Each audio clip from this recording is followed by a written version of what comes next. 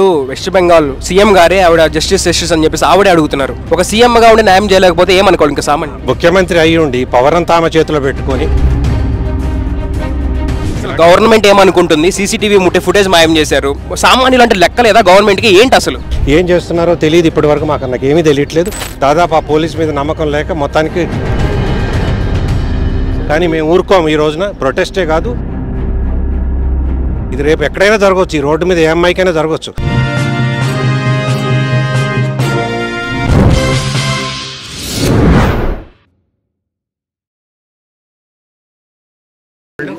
Apollo హాస్పిటల్లో ఉన్న senior doctors అందరూ ఇక్కడ ఈరోజు ఈ ప్రొటెస్ట్ కార్యక్రమం మొదలుపెట్టాము.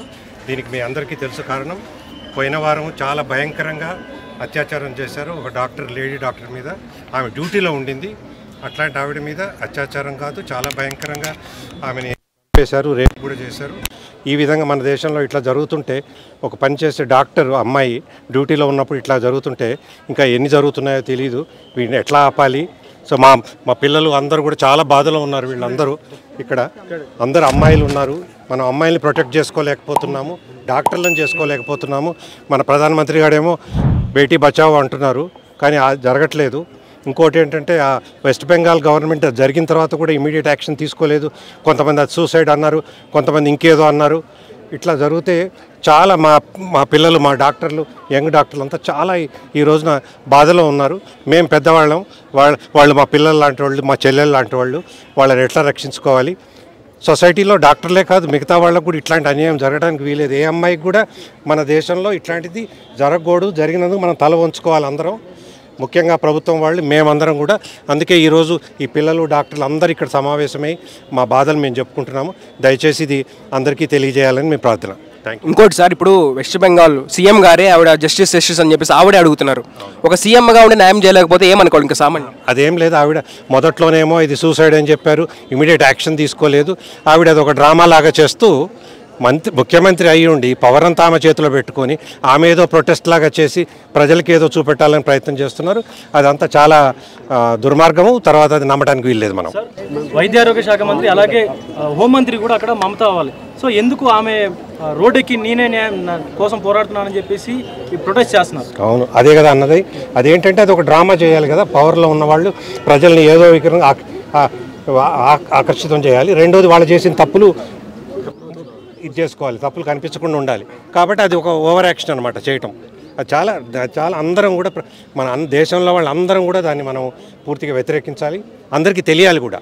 అసలు గవర్నమెంట్ ఏమనుకుంటుంది? సీసీటీవీ ఫుటేజ్ మాయం చేశారు.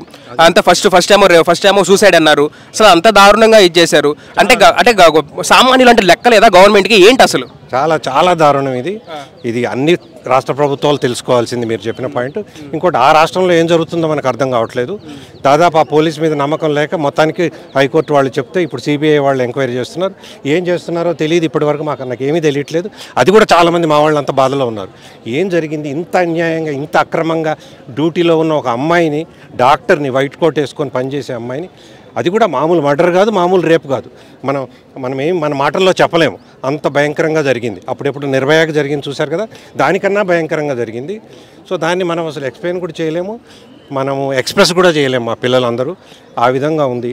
సో ఇంకా మనం చేయగలిగేది ఇది. కానీ మేము ఊరుకోము. ఈ రోజున ప్రొటెస్టే కాదు, ఇప్పుడు ఇండియన్ మెడికల్ అసోసియేషన్ మొదటిసారిగా మొత్తం మన దేశంలో డాక్టర్లు ఇవాళ పని మానుకున్నారు. ఎమర్జెన్సీలు మాత్రం చూస్తాము, హ్యుమానిటేరియన్ గ్రౌండ్ మీద చూడాలి. కానీ ఇప్పుడు మేము కానీ, మా పిల్లలు, మా మెడికల్ స్టూడెంట్స్, వీళ్ళందరూ కూడా ఇప్పుడు ఊరుకోరు. దీని మీద కంటిన్యూస్గా మేము ఏదో చేయబోతున్నాము. ఈ ప్రభుత్వం తెలుసుకోవాల్సిందే. నిర్భయ ఘటన జరిగినా కానీ ఆగలేదు. డే బై డే ఇంక్రీజ్ అవుతూనే ఉన్నాయి. థర్డ్ క్లాస్ పిల్లల దగ్గర నుంచి, చిన్న పిల్లల దగ్గర నుంచి అందరూ ఇది అవుతున్నారు. డే బై డే అసలు ఇలాంటి జరుగుతూనే ఉన్నాయి. ఒక డాక్టర్ కానే కాదు, చాలా కేసెస్ జరుగుతున్నాయి. చిన్న పిల్లల్ని కూడా చూడట్లేదు, పెద్ద ముసలోళ్ళని కూడా చూడట్లేదు. ఇలాంటివి స్టాప్ అవ్వాలంటే సొల్యూషన్ ఏంటి అసలు? ఫస్ట్ దీని అందరికీ సొల్యూషన్ ఏంటి? ఇలాంటి నెక్స్ట్ ఫ్యూచర్లో జరగకూడదు అంటే సొల్యూషన్ ఏంటి? దీనికి సివిక్ బాడీ గవర్నమెంట్ పనిచేయాలి. మన ప్రజలందరం మనం కలిసి పనిచేయాలి. ప్రొటెస్ట్ చేయాలి, మనం పోవాలి. ప్రజల్ని గవర్నమెంట్ని నడవనీయకూడదు, చీఫ్ మినిస్టర్ని బయటికి పోనీయకూడదు, ప్రధానమంత్రిని ముట్టడి చేయాలి. అట్లా చేస్తే కానీ జరుగుద్ది, లేకపోతే ఇప్పటి వరకు జరగట్లేదు. వాళ్ళు ఒకటి అర్థం చేసుకోవాలి. మన బంగ్లాదేశ్లో ఏమైంది? ప్రభుత్వం దిగిపోయిందా? జస్ట్ మామూలు ప్రజలు చేయబట్టి. మేమందరం తెలుసుకుంటే ప్రపంచం ఏ ప్రజలైనా దింపొచ్చు, ఏ ప్రభుత్వానైనా దింపొచ్చు. హాస్పిటల్లో భయంకరంగా డ్యూటీలో ఉండి డ్యూటీ రూమ్లో ఉండి అదే రూమ్లో చేశారు. ఇంతకన్నా భయంకరమైన సిచ్యువేషన్ కానీ మనం వార్త కానీ ఎప్పుడు వినము. ఇంకా మేము చేయగలిగేది అంతా మొత్తం పూర్తిగా మొత్తం దేశంలో చేస్తున్నాము. మా పిల్లలు మెడికల్ స్టూడెంట్స్ చేస్తున్నారు, సీనియర్ డాక్టర్లు చేస్తున్నారు, చాలా దీని గురించి ఆలోచిస్తున్నారు, బాధపడుతున్నారు, ప్రభుత్వాన్ని ఎట్లా ప్రొటెస్ట్ చేయాలనుకుంటున్నారు. బట్ ఈ రోజుతో ఇది ఆగేది కాదు. నేను మీడియాకి చెప్పేది ఏంటంటే తప్పనిసరిగా చేయాలి, ప్రభుత్వం ఉండాలి, మా ప్రజలకు తెలియాలి, మనం పక్కన ఉన్న వాళ్ళం కూడా సహాయం చేయాలి. ఇది రేపు ఎక్కడైనా జరగవచ్చు, ఈ రోడ్డు మీద ఏ అమ్మాయికైనా జరగవచ్చు. పక్కన మీరు నేను ఉంటే ఊరుకోకూడదు. మన బలాన్ని చూపెట్టాలి. మనం ప్రాణత్యాగమైనా పర్వాలేదు, మన అమ్మాయిలు మనం రక్షించుకోవాలి. సార్ అది ఓన్లీ వైద్య సిబ్బందికే కాదు, తెలుగు రాష్ట్రాల్లో ఉన్నటువంటి మన భారతదేశంలో ఉన్నటువంటి సామాన్య ప్రజలకు కూడా, సామాన్య అమ్మాయిలకు కూడా ఇలాంటి సిచ్యువేషన్ జరిగింది. సో ఇలాంటివన్నీ ఆగాలంటే ఎలాంటి బలమైన చట్టాలు రావాలి? చాలా అదే మీరు అన్నది చాలా కరెక్ట్. ఇప్పుడు మన చట్టాలు మార్చాలి, ప్రజలు కూడా అందరూ తెలుసుకోవాలి.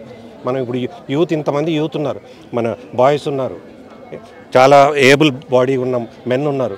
ఇట్లాంటివి జరుగుతున్నప్పుడు మనం పక్కలు చూస్తుండాలి, మనం కూడా యాక్షన్ తీసుకోవాలి ఎమ్మటే.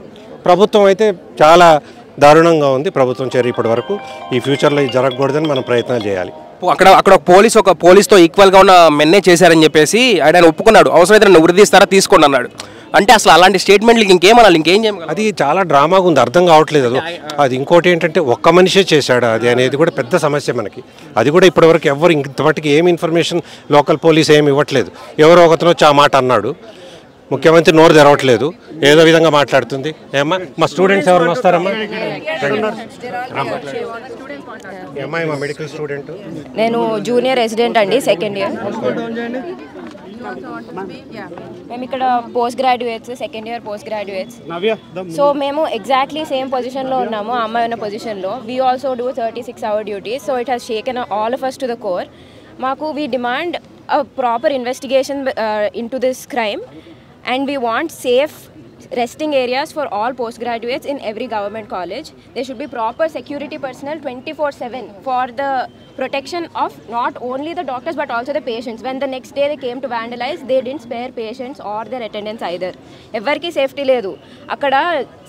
Where you have going to take a treatment akkade crime jarugutundi ante what level of governance are we at? I don't know what's happening. We don't want this situation to repeat. We don't want it to repeat. No. For any woman.